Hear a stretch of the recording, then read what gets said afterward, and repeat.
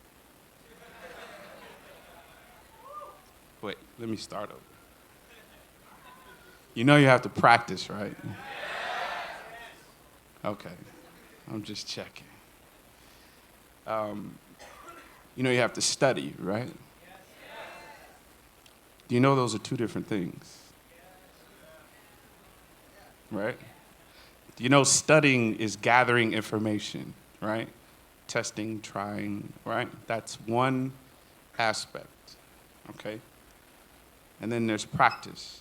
How can you practice unless you've input something? Does that make sense? So when you sit down to practice, make sure it's something that you've already thought about. Does that make sense? All right, I know.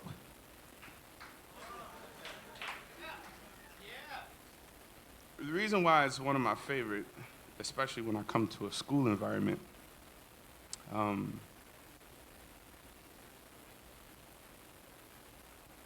this time is for you. The next however much time we have here, we'll try to be considerate of time.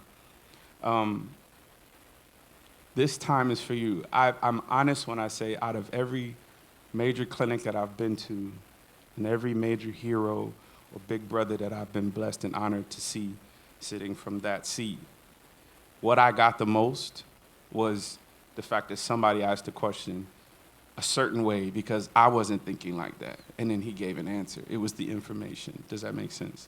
What was the one question that I really need answered?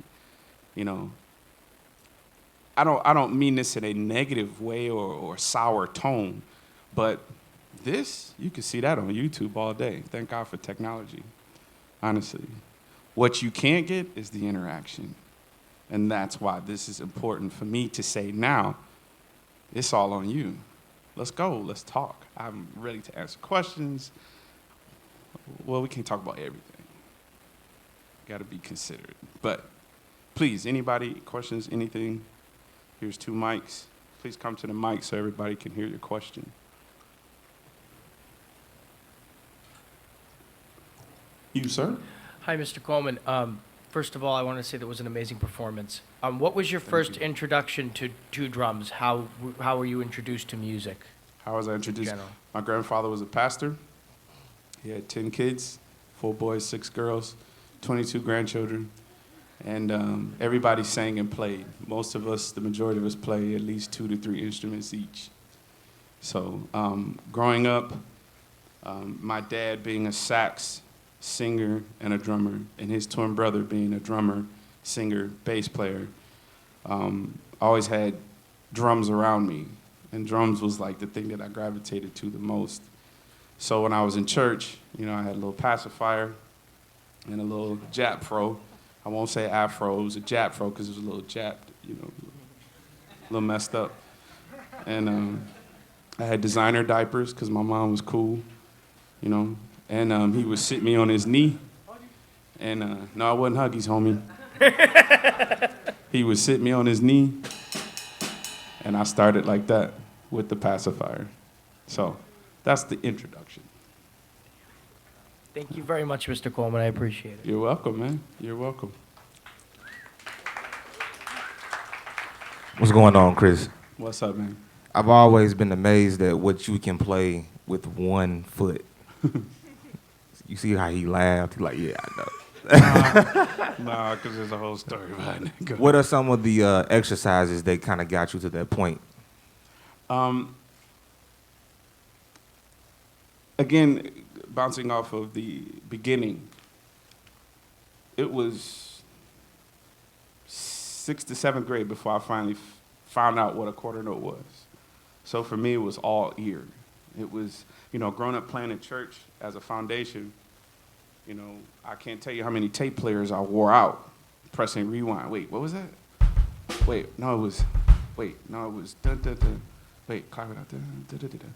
Oh, dun dun dun dun. Didn't realize that sometimes it was a really, really muted, stuffed church floor tom, which sounded like a kick drum. So it was, you know, stuff like that. But for me, it was, you know, so a lot of the beginning wasn't understanding. It was just play what you heard. And if it was a tempo, practice it until you pull it off. It's just, you know. Now, moving forward, getting some understanding,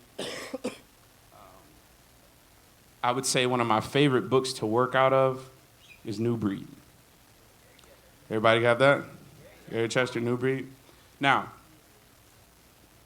Fred Dinkins can attest to this. He's been near my room and heard us and my students going ham for hours on this. Systems 2 and 4 are 2, 3, 4. Everybody agree? Who has that book?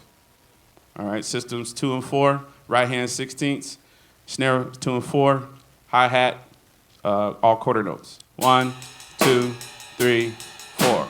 Me being the person that I am, how'd you get your hands so fast? Well, I want them even. So if I'm gonna do this for 10 pages, okay, now follow me. If I'm gonna do this for all 10 pages, right? 1A, 2B, 2A, right? 2B, everybody with me? Okay. That's 10 pages times 5. Counting whole notes. 1. 1. Half notes. 1, 2. 1, 2. Or 1, 3. 1, 3. Quarter notes. 1, 2, 3, 4. 1, 2, 3, 4. Eighths. 1 and 2 and 3 and 4 and 1 and 2 and 3 and 4. 16ths. 2E and a 3 and a 4E and a 1E and a 2E and a 3 and a 4E and a. Now I'm gonna run through all those pages, just whole notes. Run through it again, just half notes. Run through it again, just quarter notes. Do you see where I'm going with this? Me adding the 16th note to the snare. 1, 2, 3, 4. 1E and a 2E and a. That way when you get up to tempo, 1, 2, 3, 4. 1, 2, 3, 4. 1. Your endurance level is there. Now, I would say a good starting point, and it's just a starting point. You have to find your beginning zone. 60 to 100, that's what I usually assign to my students. Systems 2 and 4 are used for my hands. Systems 6 and 8 I use for my feet because we start out at 120. So now, because system 6 and 8 goes to eighth notes, 1 and 2 and 3 and 4. And now it's about your feet. 1, 2, 3, 4. 1, 2, 3, 4. 1, 2, 3, 4. 1, 2, 3, 4. 1, and so on. So that's a good book. Also, swung. 1, 2, 3, 4. 1, 2, 3, 4. 1, 2, 3, 4. 1, 2, 3, 4. 1. It's a good book to start out with, just to really, really, really own it. It's one thing to play something, but then it's a whole other thing to own it. So that's kind of like the history in a nutshell. Appreciate it.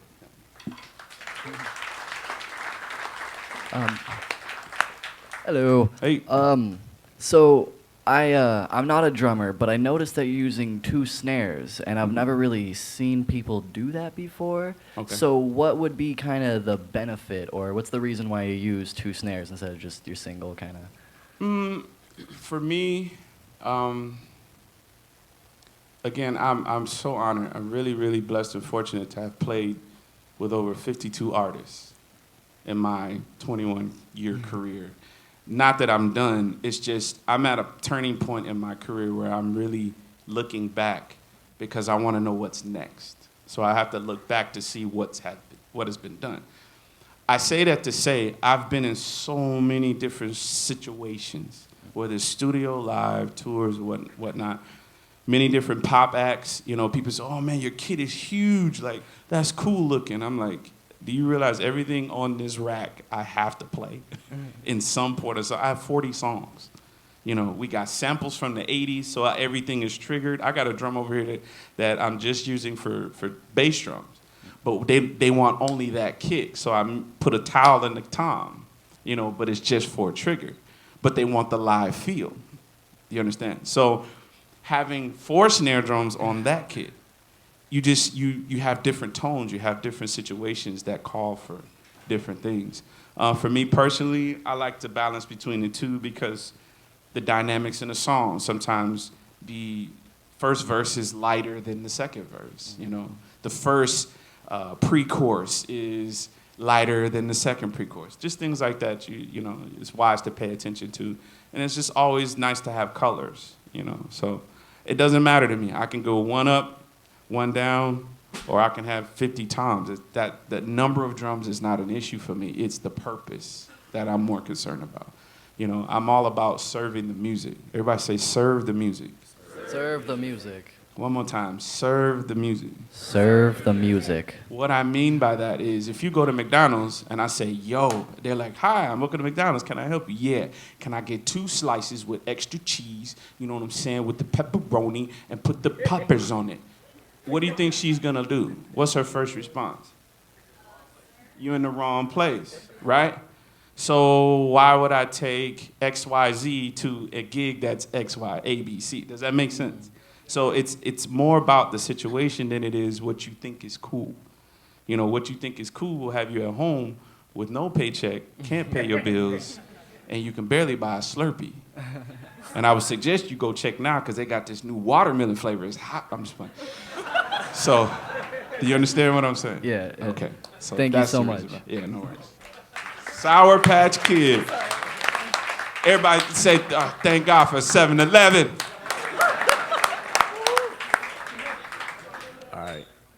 First off, you're amazing, of course. All right. Appreciate the But so my love. question is, I love like your timing.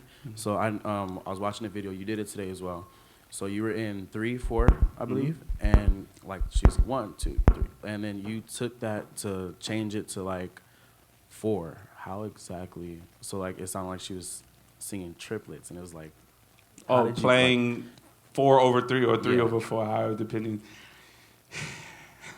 like it confused me. I was like, wait, I have to always rewind it. Like, what the heck was that? Like, hold on, pause. Like, wait.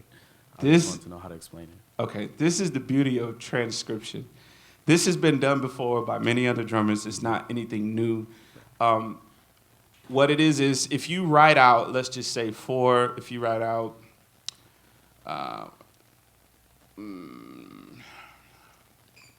32 measures, okay?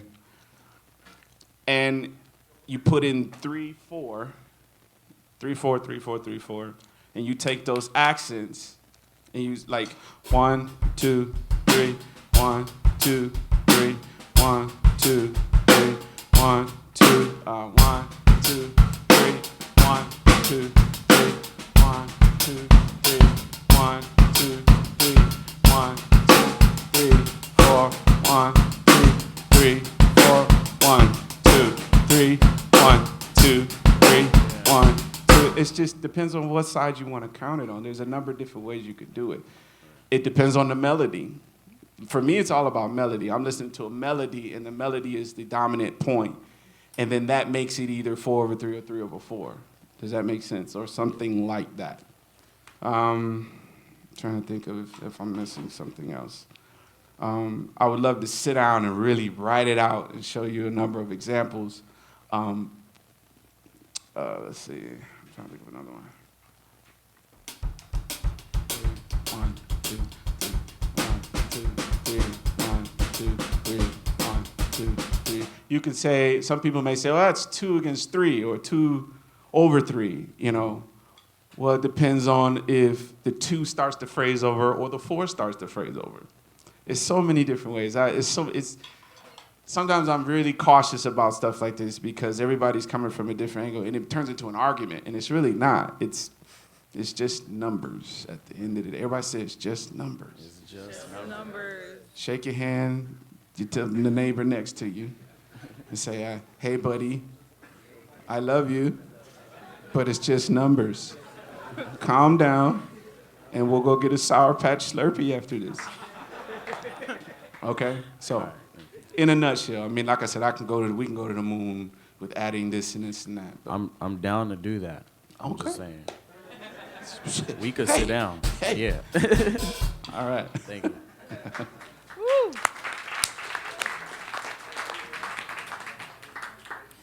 Hello, just want to say thank you for being here. Super awesome. Thank you. So I know you work with Israel and New Breed. I want to just know, how was that project for you? Wow. For me, Israel Newberry back in 2003 and 4 was life-changing. For me, I like to shed the behind-the-scenes portraits as well, because everybody's, you see these lights, you see me in the lights, but you don't understand a lot of what it took to get to the light, okay? Before then, I had just been through 3 evictions. I had to move back from Atlanta, back home to my parents' house, involuntary repossession, just broke as a communion cracker, Let's see. Yeah, it was broke. It was bad. The IRS called me one time. They was like, you know what? Never mind. It's pointless. We know your number by heart. Oh, yeah. I was 22 years old, and I was $122,000 in debt. Whoa. I won the Guitar Center drum off, and I won the truck. I took the truck, used that to pay off some other stuff, but I needed a new vehicle because the other one was just, it was beyond a lemon. A lemon was lemonade compared to that van. I drove around in a conversion van, the seat let out. I mean, it could have been my, anyways. I was working at the county jail a couple years before that. I was a correctional officer. I worked at Continental Airlines.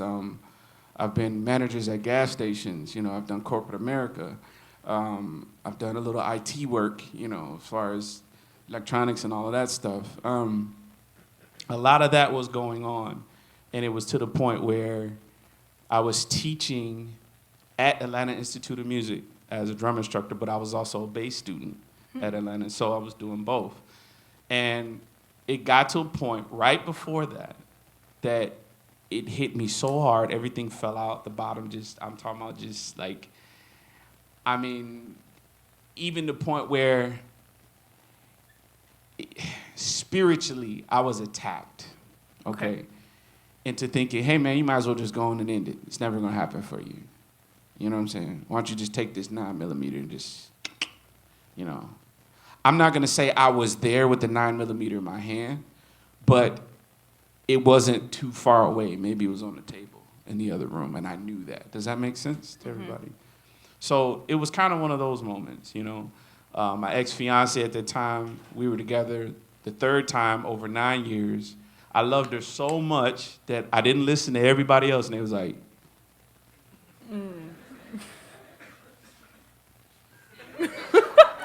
I didn't want to listen. And I was like gung-ho. I loved this chick. She was like my high school sweetheart. Aww. Like I'm driving around with her picture in the passenger seat with a seatbelt on it. Like, that's how, I thought it was fate, and come to find out, needless to say, long story short, we're not together. So all of that was my life, and then New Breed pops. So you can imagine how I appreciated that. That's what that was like. Playing with those guys, I knew I was a leader. I knew I was a little somebody, but it's nice to get on stage when everybody thinks like that, and everybody is an eagle. Does that make sense? Eagles don't soar together. Their wingspan is huge. It's like, I can do this. I got this on my own. Buzzards hang together like, hey, man. Imagine having 12 eagles as a team hunting. Some in trouble. Some tribe, some kind of species is in trouble, right? That's what it was like being on stage. It was like everybody was a beast. Everybody played 2 and 3 instruments. There'd be shows or concerts some nights where somebody would keep the groove going and everybody would switch, and nothing never dropped out. We'd just still be. It was just, that's how fun it was. It felt like family, to come from basically, in a nutshell, hell to heaven. Yeah. Like that. So Crazy. That's what it was like. Could you play one of their tracks later on? Yeah. Okay.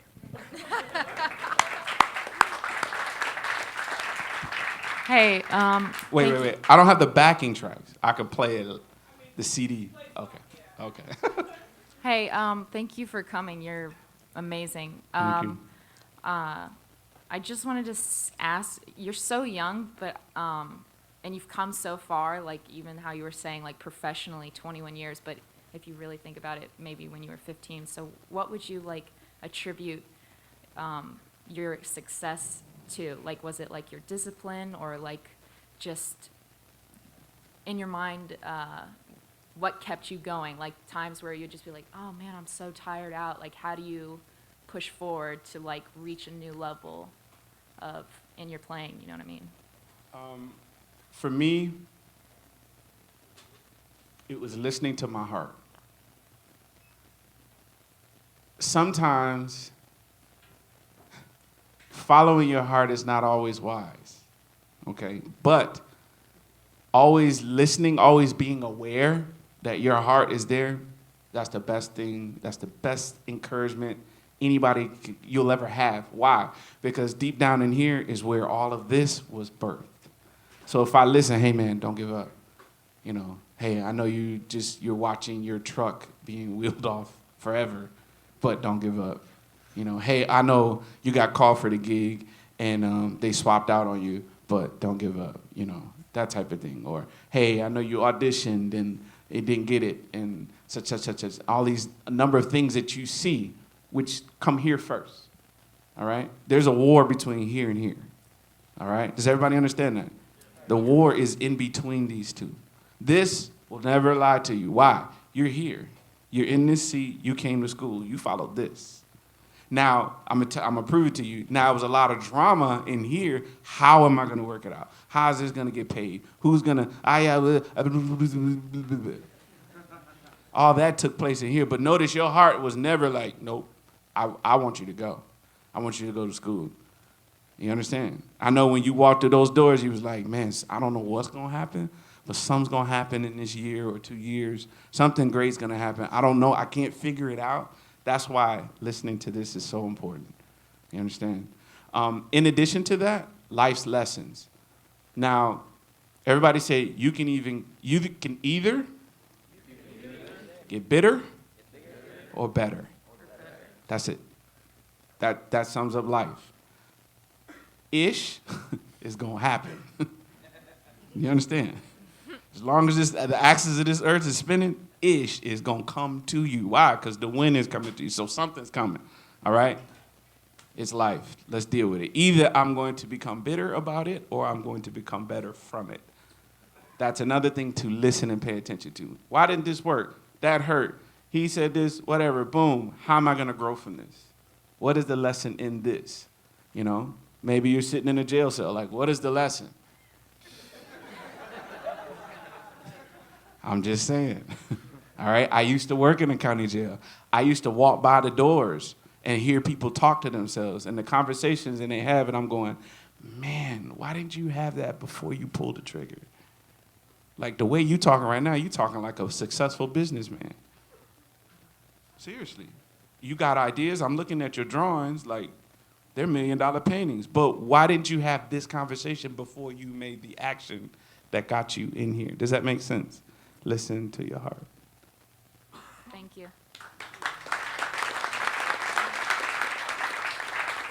Hi, Chris. Thank you so much for being here. I just wanted to know, it's kind of a funny question, but what do you think about when you're drumming? What goes on in your head? Because sometimes you're smiling, sometimes you're very serious, and when you're going through time changes. Because I think about certain things when I drum. I'm sure other people do. So what goes through your mind when you're drumming? Sometimes it was like, what the heck were you thinking? Like, what? Oh, this is coming up, don't miss it. I just said don't miss it. Like, wait, hey, I wonder if that taco truck's gonna be there at about 10 o'clock. Seriously, like, how's my son? Let me call my son. Daddy! What, Tyson? Like, for me, it's life, man. I put life into everything I do. You understand? Yeah. I mean, as far as, is it technical? It depends. I'm coming off of a long week of rehearsals. I'm talking about from like 10 in the morning to 1 a.m. for this live DVD shoot for B.J. Putnam. We did his second record. I don't know if any of you know who B.J. Putnam is, praise and worship artist. We did more and more, and he has a new one coming out. So the whole week, was stressful because technical issues, they weren't done with the songs. They were giving us new songs every day, but we're like writing and creating, and I'm supposed to remember the other 12. It's just like, and then this sinus infection, it was just like, my sinus was like talking to me, like two, it was like two big hitmen. We gonna get you tonight. Like the whole time, I couldn't see straight. I saw red in this eye and I saw blue in this eye. I think you wearing, oh no, you wasn't wearing red. He's wearing white. See what I'm saying? The antibiotics, it was a lot going on. Yeah. But at the end of the day, when that red light comes on, it's something about letting it go. Just let it go. So that's kind of a synopsis of what I think about while I'm playing. Thank you. You're welcome. All right, Chris, nice meeting you. I've got two quick questions to ask you. I don't know if anyone else in the room gets this, but before playing a show or something, I get overly nervous. Shaking, not really knowing what to do. Do you get nervous before shows still? Or is that just a dumb question? No, it's not. It's not a dumb question. It's not a dumb question. It happens to everybody on some level, okay? I don't care if you've been doing this for 60 years. There's going to be something that's got you. Here's how you know you may be near the nervous zone. At least for me, is when I look down and I see a little sweat on my arm and I ain't done nothing yet. I'm like, ooh. Okay. For me, it's usually, I'm not as confident with this music as I need to be. Maybe I got it last minute. Maybe it's my fault. I mean, it's a number of situations, but that could be a factor, you know. I think, honestly, in those moments, in the nervous moments, that's the real you. Because you don't have any of your practice, you know, routines to hide behind anymore. You know, people see you, yeah, this guy, and then you go talk to him backstage, he's like, you know. I love those moments because it reminds me that I'm human. Everybody say, I'm human. I mean, don't try to be so perfect, and don't let anybody try to make you be perfect. It's not gonna happen. If that was the case, then we'd all be robots, you know? And then again, a robot's not perfect, but embrace the nervousness, okay? It happens to everybody. I can't say it happens all the time, but 9 times out of 10 for me, it's because I'm getting on stage and I'm going somewhere where I don't have all the directions, or all the directions are not clear to me. Does that make sense? Yeah. That's kind of where it is for me. And the other one is, you're a bit of a tank, and I was wondering, do you think going to the gym is benefiting you playing the drums? Because I was always told you got to stay away from it because, mate, your arms are pretty bloody big. Oh, I'm working on something. Trying not to swear, you know. I'm working on something. Trying not to swear, but you just watch out. I'm watching not done yet. I'm staying away. I'm staying away. I had somebody draw a cartoon character of me. I was like, I was like, oh yeah. I used to play basketball, football, and hockey and martial arts when I was little. And before I got sick, I had a sickness called ulcerative colitis. I no longer have a large intestine. That's what my friend's got. My roommate's got that. Oh, yeah. Okay. Ulcerative colitis happens in the large intestine. Crohn's disease is the twin of the disease, but it happens in the small. You can't live without your small intestine, but you can make it without your small. I no longer have a large intestine. They took it all out. After that, I had to get away from the gym, you know, for the stomach muscles and all of that. So I just went through a series of life, and I want to get back to that. You know, my son is 5 now. And we were trying to play soccer, and he ran from one net to the other, and I was still halfway, and I was like, yes. I'm like, this is sad. Like, I'm 35 years old. What the heck, you know? I'm not going to say it's better for you. I noticed that my breathing stamina is up because I run 2 miles a day, you know. What I do notice, the more weight you put on, the more you have to really practice. And I'm not saying practice hard, just practice to keep things... Keep it loose. Keep it loose, yeah. You know, and keep it in shape. Because doing the weights, you tend to, you know, it'll tear and then tighten up, and then all of a sudden, you know, you look like that dude. Like, that's pretty cool. Yeah. Anyways, I'm sorry, I'm having a moment. I'm not gonna say it's better, or it's up to you. You know, for me, it helps. You know, I notice I have a signature stick coming out soon. It's kind of like a 3A on steroids.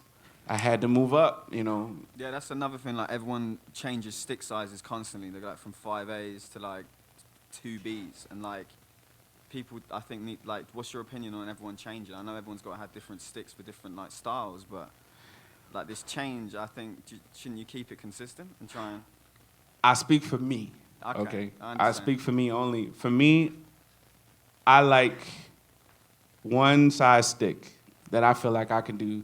If I can do the heaviest thing I need to do with this stick, then it's up to me to be able to be professional and do the lightest thing I need to do. You know, I've been in Starbucks with these 3As the whole gig. Doesn't matter to me. You know, I'm gonna smile and be happy and get a, you know, sweet tea with lemonade. Just as would if I was like, ah! You know, animalistic. It doesn't, for me, it doesn't matter. Sorry, I'm a little random today. But I love y'all, okay? Don't make me emotional. Okay, so, yeah. I just want to say thank you very much, man. Yeah, man. And Thank nice you. one. You may have already answered this question because I've been in line for a while, but thank you so much Sorry. for coming. It's awesome. Way better than Harmony in Theory. Appreciate it. You'll be here next Tuesday, though. Sorry. Anyways, what I was curious about is just kind of how you stay relaxed. Sometimes when I'm playing, like, I'll get tense while I'm playing, and it's hard to, like, get back to being relaxed. So I'm still in the middle of a song, you know, like maybe a hard part came up or something. And then I also kind of like my mental game before I start playing, I feel like I'm always struggling with that and trying to get like in a good place for by the time I sit down, it's like, all right, let's kill this, you know? Okay. Do you have any tips or tricks or things you practice for that? Count. No, seriously. Counting while practicing out loud. You know, some of my students, I've had students come in, they're like, yeah, I count. And they're like, 1, 2, 3, 4, 1, 2. I'm like, well, why you stop counting? Oh, I count. Yeah, for half a measure. Try counting. If your practice time is 3 hours, count for 3 hours out loud. Does that make sense? Yeah. What does that do? It trains. It trains you to focus. Why? Because if she's saying 1 and 2 and 3 and 4, and you're saying 1 and 2 and 3 and 4, and you're practicing to a song, and that's the tempo, then all of you are going to be one big happy family. But if the moment you start rushing, she's going to be like 1 and 2 and 3 and 4 and 1 and 2 and 3. You understand? Yeah. So what does it train you to do? Oh, my fault. Let me slow down. You know what I'm saying? So I can kill it. Yeah, you know. All right? Yeah, count, man. It doesn't matter. It doesn't care. I don't care what it is. It could be, you know, the most blessed lesson on brushes, you know, or the most atomic blast beat you can play. It doesn't matter. You know, just count. Always count. Out loud. Everybody say out loud. Out loud. None of this silent drama mess. I'm counting. What number? 7. We're not even there yet. What do you see? I need to hear you say 1, 2, 3, 4. That way you'll know you're in time. Because you hear yourself say 3 and she said 2. Yeah. You understand? Count. That'll solve, I swear, 80% of your problems. Simply. Thank you very much. Appreciate it. Hey, what's up, Chris? What's up, buddy? My name is Steven. I don't really know how to ask this question, but I'm going to give it a shot. Over the years, I've found it kind of essential to separate my personal life from my professional life, you know, no matter what the job was. But as I start doing more and more professional music stuff, and I realize there almost is no personal life. It takes up like all the time, and you know, mentally, emotionally. And then when things get really tough, like you were mentioning in your personal life, how do you separate those, or do you? Man, I want to say it depends on the situation. You know, honestly, just to give you an example, like this sinus infection. My doctor told me, as bad as it was, when I showed up a week ago Monday, he said, man, I'm this close to telling you to go through surgery. He's like, how could you not notice this? I was like, man, I've been traveling. I've been, back and forth to Moscow. I mean, almost 110,000 miles so far this year alone, flying, just for work. He's like, he's freaking out, and I'm not. And he's like, dude, can you breathe? Let me hear you. He's like, whoa, slow down. I'm like, dude, what is wrong with you? I didn't even realize that my tonsils was doing this. And the infection was like slowly creeping up, I'm on like 750 of the strongest antibiotics. I swear, like I can send double right now. But at the end of the day, you say, well, man, why don't you just blah, blah, blah, blah, blah? It's like, if that's the case, then at some point, that's going to become a habit. And then that's going to become my reputation. And then no one will hire me.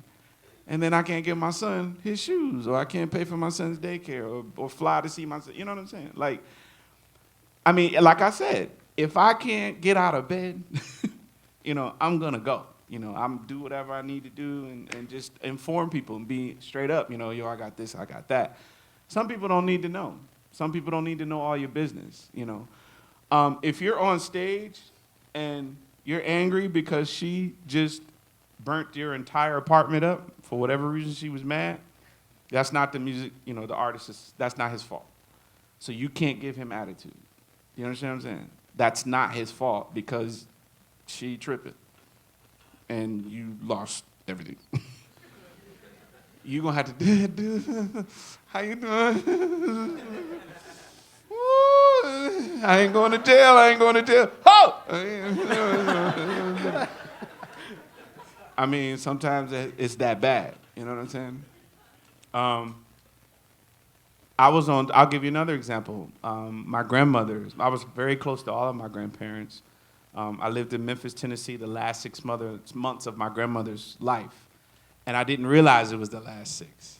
Because shortly after I left Memphis and I moved here to LA. And I'm talking about like within 8 months, the first 3 months were horrible. I know this entire bus system. So there's no excuses. I put drums on a LA bus to make a session. So everybody say no excuses. No excuses. And now we got Uber.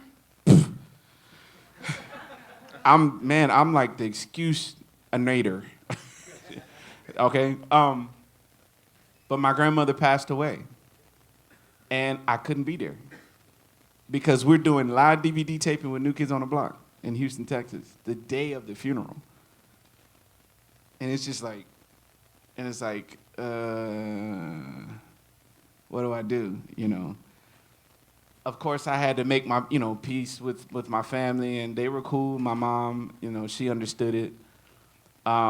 In addition to that, not to share my business, but I'm just trying to give you an example. Me and my girlfriend were fighting like crazy. So I come home, I'm trying to console my mother, and she's arguing about, she thinks I'm sleeping with some chick on the bus. I'm just like, really? My grandmother just passed away. But guess what? They didn't deserve whatever I was going through. Does that make sense? I'm just trying to use that as an example. So you have to figure it out. Yeah, but do you have any tips for actually, separating those things? Like when you get behind the drums, like something to just kind of let it all go, or do you just kind of deal with it and grit your teeth? Okay. Everybody has their own way. For me, it's prayer. It's a simple thing of, hey, God, you know what I'm going through. I appreciate you for being my friend, but I need an ear right now. And I let it out, man. Sometimes you need to cry, sometimes you need to snot. It is what it is, but get it out. Everybody say, face your fear, face forward. Does that make sense? Face your fear, face forward. Whatever's bothering you, face it. The faster you face it, the faster you overcome it, and you can get back to doing whatever you need to do or step over it. Does that make sense? Yes. For me, it's prayer. Thanks. Yeah. Hey, Chris. Hey. Longtime fan. Thanks, You're one of man. my idols, totally. Appreciate the love. I'm pretty new to the gospel music setting. Mhm. I just recently kind of started that. And I have no real experience. I haven't really listened to any of that kind of stuff before. So what advice, I know it's kind of hard for you because you started off there, but what advice would you have for somebody who's brand new to that? Visit church. Visit church? Yep. Visit church. Or are there like some particular grooves that are pretty common in gospel or no? Here's the thing. To me, and I've recently been doing a lot of studying unbiasedly, you know, as much as I can, and I've been talking to some of my friends. Church music right now, or what is being played in a church, is like the definition of fusion. Not fusion jazz music, but fusion. Everything is in it. I mean, you're playing a 6/8 from this style and this era mixed in with these chord changes from this style and this era. That's fusion, you know, fusing things together.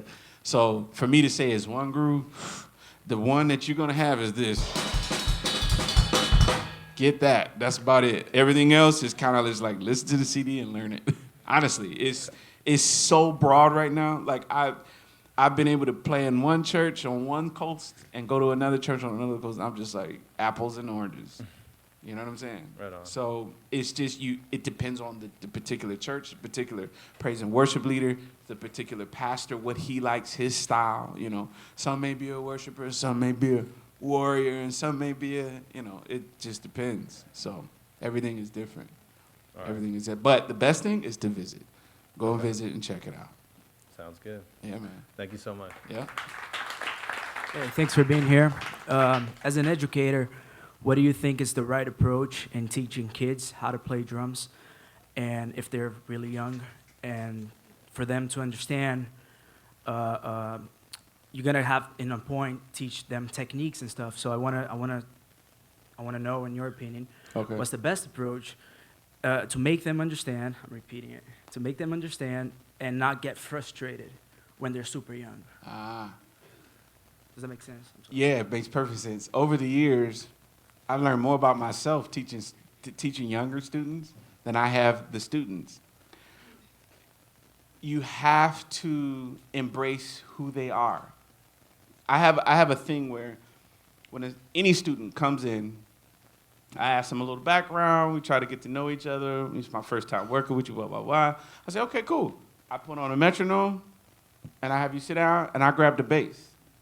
So let's just play. Play what? Whatever. Let's just play. And oh my God, I already know where I'm starting to see who you are and where you are.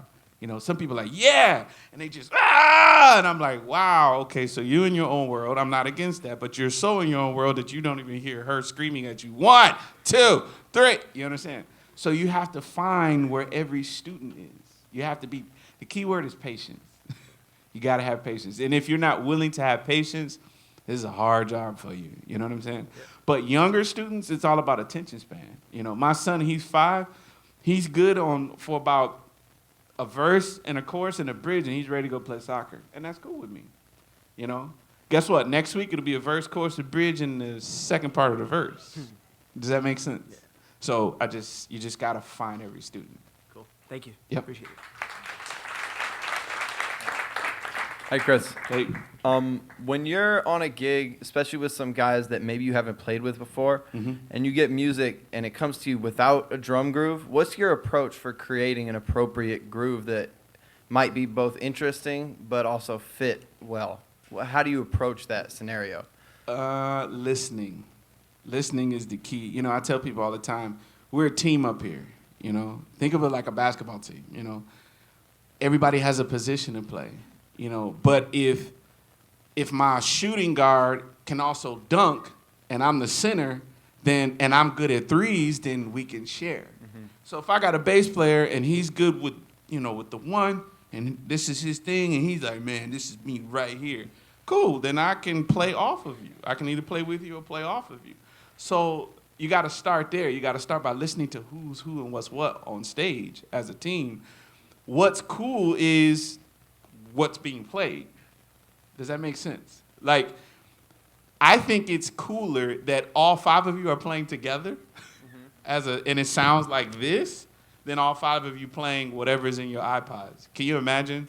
Like, we put 5 different instrumentalists on the stage and we tell them to put in their ears, right? And everybody press play on your iTunes and play what you hear. Really? That sometimes that's what it sounds like when I go to a concert or I just go to a jam session. Sometimes like it sounds like 5 different iPods in here. It doesn't sound like a band. Does that make sense? Absolutely. So what's cool is the fact that we linked up, and that's for the moment what came out of it. Man, maybe it was a connection. Cool. Call me later. Let's create something, specific now. Does that make sense? Sure. Yeah. Okay. Thank you. Yeah, man. Dr. Clayton. Yeah, Chris, thanks for sharing all these stories. Thanks, man. 2 questions. One, how do you measure your success or success in general? Mm-hmm. And then 2, later on, could you share with us the approach to your bass drum technique? Okay. How I measure my success. There's 2 ways. There's a wise way and there's a dangerous way. All right? The wise way for me is really simple. If I play with an artist, I did my homework, I learned the music, verbatim, I read the charts, I showed up, I was professional, I was on time, I was cool, I was kind of like speak when spoken to, If they ask for it, I'll give it to them. If they don't ask, then I won't give it to them, that type of thing. Like whatever they need, I have at my disposal, and boom, I did it. If they call me back, then I'm successful.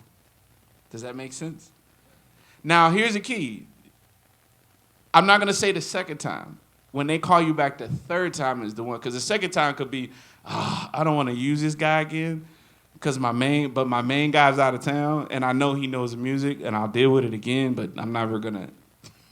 If he calls you back a third and fourth and a fifth time, then that means it's something about who you are. Not necessarily what you play, but who you are.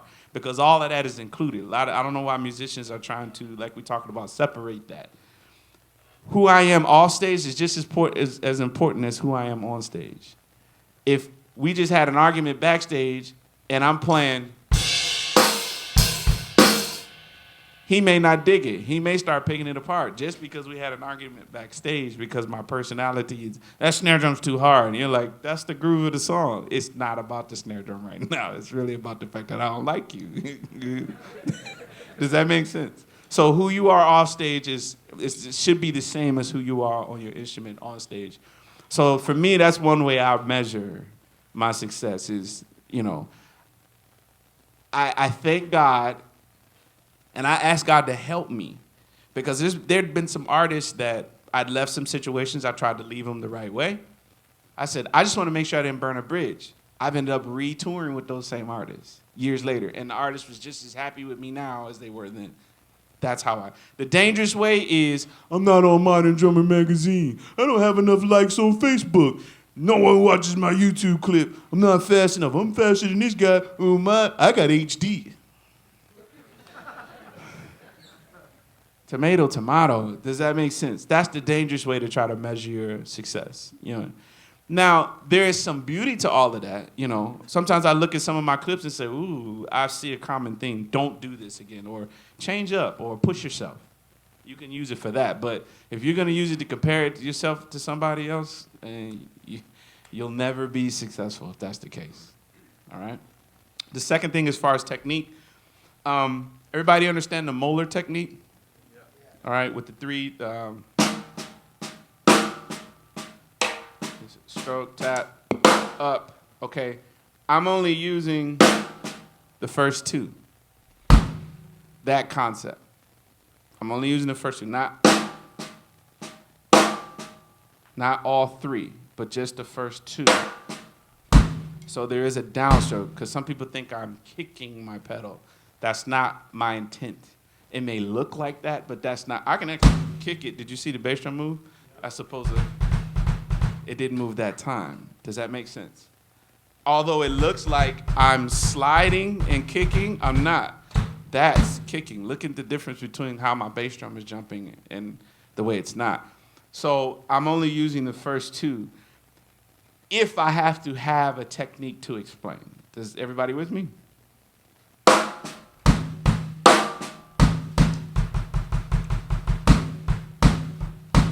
So for me to sit down and think about it, that's only like 10%.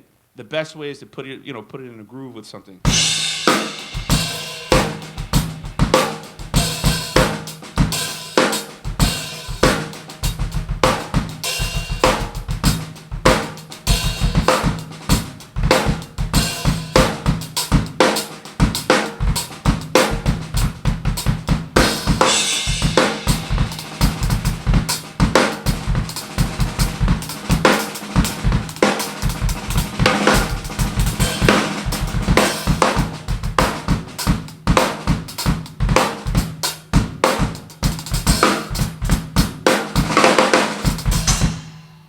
something like that.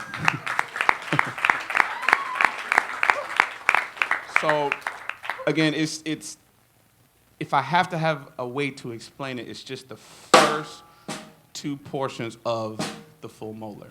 Okay? So. Oh. All right, how's it going, man? Good, how are Tyler, you? first of all, that was incredible. Thank you. So it's kind of a drawn-out question. So as a musician, there are two things you really hear growing up a lot as, first of all, don't try it, it won't work, and second of all, be careful what you wish for.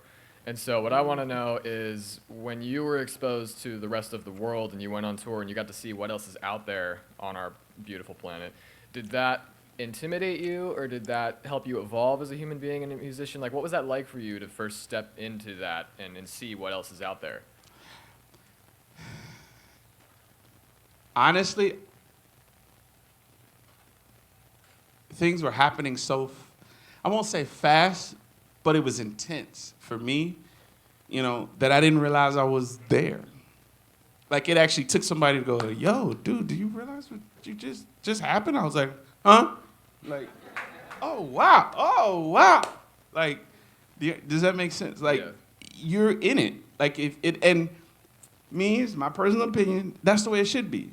If you know every time something, then the pride can possibly step in. And all of a sudden, it's not about this anymore as much as it is you're just trying to establish something or be something. Does that make sense? Yeah, I Like, get you. I'm always trying to push myself, man. I want to be the best musician I can be, I look at some stuff and I'm going, oh, that sucks. Like, fix it, And somebody else, they may be like, okay, praise God, thank you. But for me, it's like, dude, like, come on, you can do better than that. Like, so I'm always pushing myself. I don't know, man. It's a number of different ways I can come at that, but I don't think. I'll say it like this. I think that if you focus on what the task at hand, what's in front of you, and treat it as if it's your last and your only, then that will be the thing that will open up greater doors for you. But don't be worried about the doors. Just do this. You understand? Because if you're worried about the doors, you're looking at one door and it's closed and 3 are open over here. But because you're not in your zone, you missed all 3 opportunities. Does that make sense? Yeah. So hopefully that answers your question. No, I get you. Okay. Thank you. Yeah. Okay, I have a couple of questions now that you were talking about the foot technique. Mm-hmm. What do you do? I mean, is it the same when you have to do 3 hits at the same time? Like, Now, here's where the balance needs to come in. Am I going to be so focused on my technique that I'm going to miss the phrase in the music? Does that make sense? yeah. I think I need to focus on the music. If the music says ba ba ba now if I'm in the studio going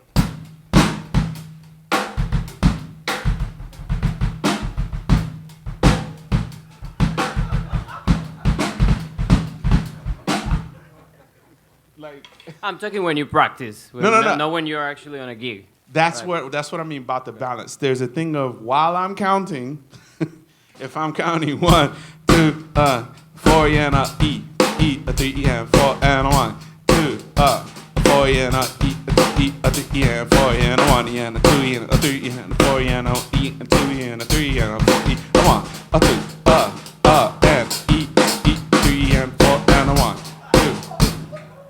You see what I'm saying? I'm sight reading this phrase. It's telling me what to play based upon the music. The music is telling me how to feel it. The information is telling me what. Do you understand? The music is telling me how. Put those two together because you have understanding, because you're counting, you're developing the skill to pull it off. It's more about the music than it is the technique.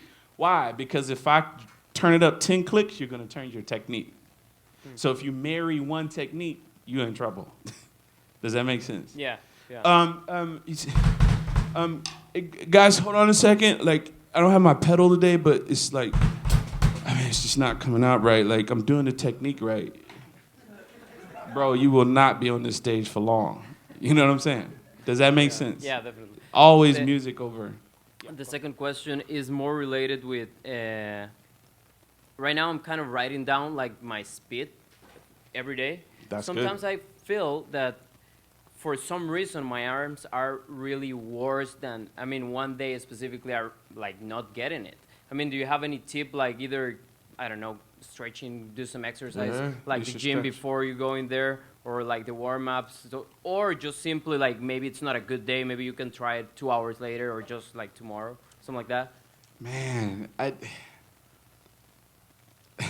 sometimes I'm so grateful to be a Gemini, you know, because I have the whole dual thing. Because one day I'm like, oh, get it, and the other day I'm like, whatever, dude. I'm jumping on my motorcycle and I'm going to Malibu to get a Sour Patch Slurpee because I'm over it. Like, just live life, you know. And I'm not blowing your question off. I'm really giving you the answer from my heart. Some days it's gonna work, and some days it won't, you know. If you always force things, then it could trigger something else that's not right. You understand what I'm saying? So it could be, okay, just go take a break.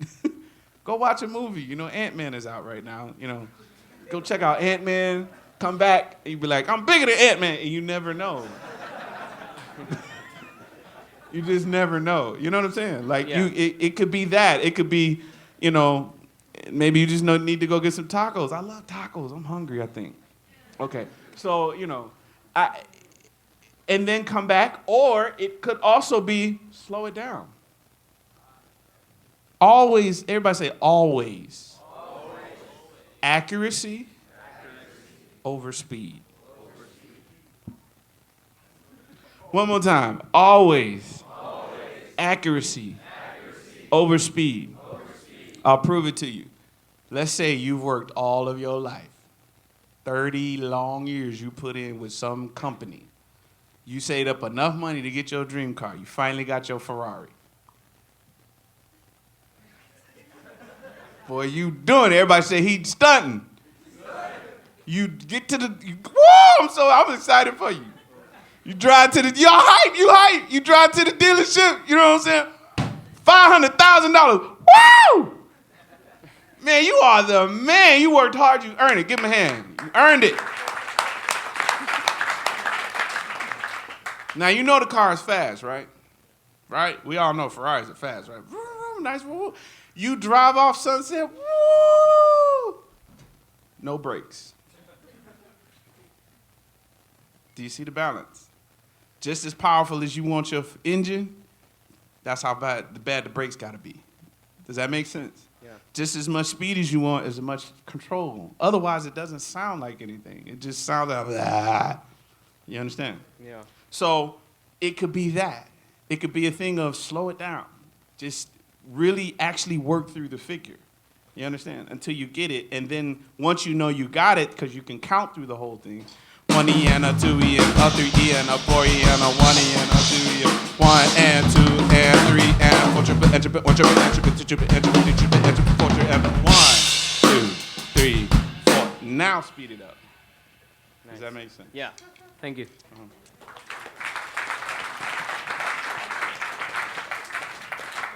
I'll take this one, and this is the last one. Yeah. Hi, Chris. Hi. If somebody asks you to pick one, the most important essential like exercise or practice method or something as a drummer, what do you say? Count. I can't tell you what counting did for me. For so many years, I was that dude.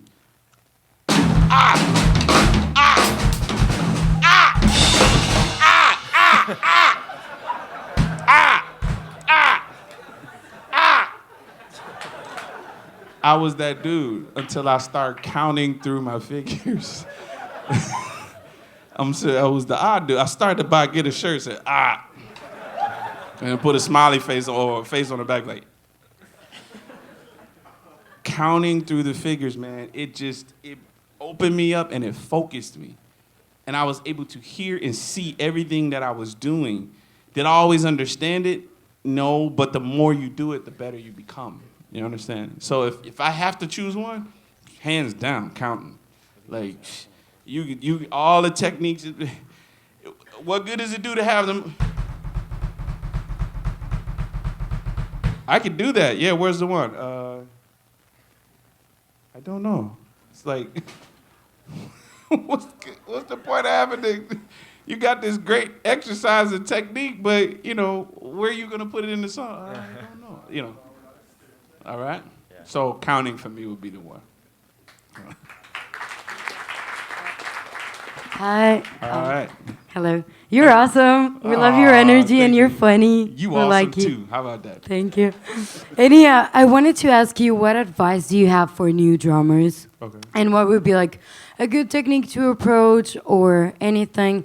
And what would you advise to get better and be a good drummer? Wow. Apart from count. I was just going to say count. Play with people as much as you can. I mean, every opportunity. When I was first learning Latin music, and I left Drummers Collective in New York City, and I was like, wow, I know the foundation of Latin music based upon this sheet of paper and what my teachers have told me. Now it's time to go apply and assess. Assess meaning I'm sitting there next to Giovanni in a club in New York going, that's the one I'm going to call. No, that's not. Yeah, it is. That's the one I'm going to call. Hey, this guy, he can play drums. No, I'm not ready. Not ready. No. I'm being real with myself. No, come play. No, it's going to be a rock Latin thing tonight. You know, Santana's not here. So, okay. Do you understand what I'm saying? Yeah. So it's the thing of, okay, I've seen it, I've experienced it. Now let me go jam with some people so I can apply what I've learned and really get it. And then you have to learn, you have to be able to take criticism. I'm not going to say constructive criticism. You have to be able to take criticism, positive and negative, because there's a lesson in the negative. You know, maybe it's something somebody said the way you said, you know, you could be, you can't do that. You know what I'm saying? You have to say, okay, cool, this is your opinion. You know, when President Obama pay you for your opinion, then I'll listen to it. I mean, you can't, you know, you have to be able to ask people questions, you know, that you could trust. You know, hey, how was this? Was this cool? You know, to me, between those two, you're going to grow. Experience and knowledge. It's the best teachers. Okay. Thank you so much. You're awesome. One more. Oh, yeah. So same time tomorrow? Do it again? Yeah, no All right, doubt. We'll just do it again, right? Yeah, but We'll I got acupuncture, you know what I'm saying? I got well, whatever time you can make it. We'll have them again, right, guys? All right. You know. You want to do it again? All right. Just cancel all the classes. I want to say mucho thanks to all you guys coming out. Thank you so much. I appreciate it. And hopefully you got something from this. You know, and as a personal note, life is about balance. You know, I think some of us, the majority of us, are blessed, you know, with 2 legs, 2 feet, 2 arms, 2 elbows. Basically what? A balance.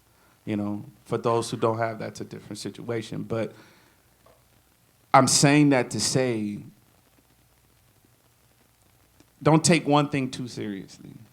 You know, everything comes in its own timing. Do you realize you can't go faster than time? Does everybody understand that?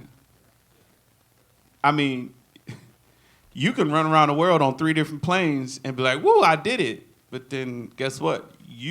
While you were gone, you still sitting in the same time zone, which is the same all over the world. So I'm saying just calm down. You know how you see on Instagram, keep calm, you know, and just relax, man. If it ain't working out today, cool. You'll get it. You'll get it. Just don't give up. All right? Oh, it's not working. Where's the nearest 7-Eleven? I'm telling you, somebody gonna get a Slurpee today, and you gonna smile, and you gonna say, that dude, something in these Slurpees, man. It's something about, okay? If it ain't working out, all right, don't take it out on your neighbor. Look at your neighbor to the right. Tell them, I'm not going to take it out on you. Look at your neighbor to the left. I'm going to take it out on you. No, I'm just playing. I'm going to take it out on this Slurpee. All right? And then I'm going to come back and then I'm going to practice. Just live life. Have fun. Keep your dreams before you. Do your best to speak positive over somebody else's life and so over somebody else's dream. Because every time you speak negative towards somebody, it's 3 coming back towards your way.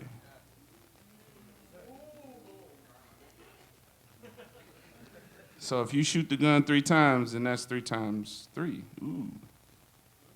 That's 9. Does that make sense? Just be careful. That's all I'm saying. Be careful how you treat one another because at the end of the day, life is about people. Cool? Everybody cool with that? Yeah.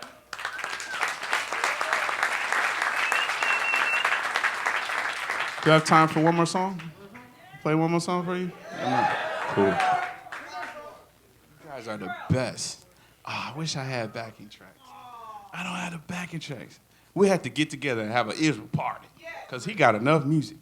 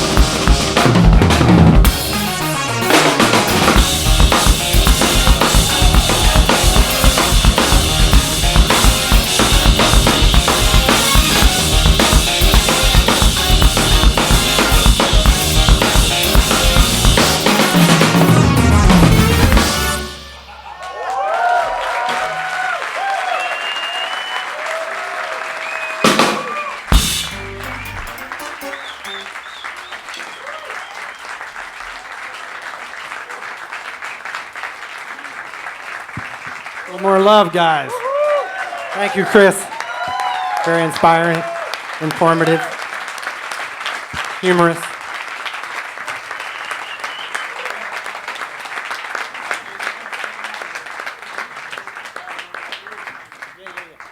I'm going to give you guys, do this raffle. And while we're at it, let's see. All right, lights, that's good. I'd like to also try to maybe get everyone on stage to take a big picture with Chris. Would that be cool? Where are all my students at? Where are all the students? All right, where are all the graduates? A lot of grads. Where are all my friends, all the cool drummers in the house? Yeah, there they are. And a couple over here, yeah. And I want to thank production. Guys, thank you so much. Always doing a great job. And the drum services guys and all that. So I'll do this raffle, and we'll see who gets this stuff.